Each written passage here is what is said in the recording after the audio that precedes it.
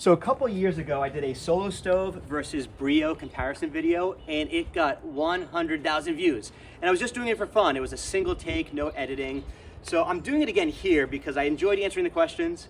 I think the comments from haters were hysterical, so keep those coming. And in this video, I'm going to review the Breeo heat deflector, which I just picked up because it's my birthday. So what I wanted to do was tell you about the heat deflection and the experience, and I'm going to jump right into it now.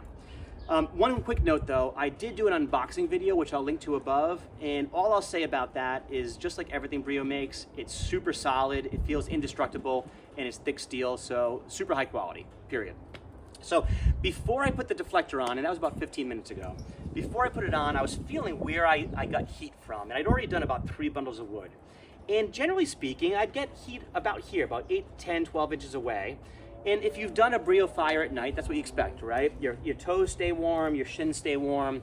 But then if you're sitting back, the tops of your legs and the thighs can get a little bit cold, right?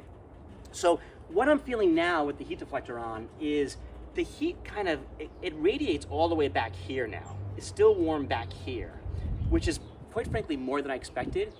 I expected it to feel more like the direct heat hitting me, but it's really just, it feels like it's just warming the whole area, which is kind of nice. So I'm feeling it on my hands. I think my thighs will be warmer, both the underside of my legs and the tops of my legs. But I'm not feeling it in my chest in an Adirondack chair, so I think you're still gonna need a jacket on the colder nights, but it's definitely deflecting the heat as I hoped it would, a little bit better than I expected. So heat deflection, check. The next thing I want to talk about was just the experience. So I wasn't sure if I'd like looking at it because everyone likes watching the fire. And this doesn't impede my ability to see the fire at all. I can still see over to see people on the other side of the fire.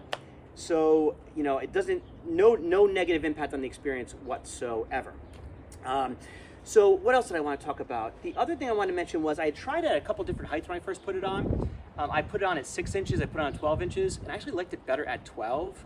At 6, it felt like the heat wasn't radiating as much. At 12, I feel like I'm getting it more on the tops of my legs. So that was a pleasant surprise because if you had to put it low, then you wouldn't be able to see the fire as well or put logs in as easily.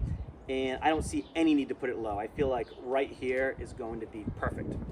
So with that all said, I'm gonna say this is definitely a great accessory. What I'm gonna do next is I wanna record a new video that shows all of the accessories I've got over the years. And try to do a ranking. So if you're trying to buy yourself a gift or someone else a gift, you've got my input on, you know, what I would buy first or second if I can only buy a couple things. I'll also be doing a review of these gloves, which were surprising. So I'll tell you about that in that video as well. So feel free to hit subscribe or just watch the channel. I'll throw a link for that second video on top of this video once it's posted. So that's it. Thanks for watching. Hope that was helpful. Catch you later in the comments.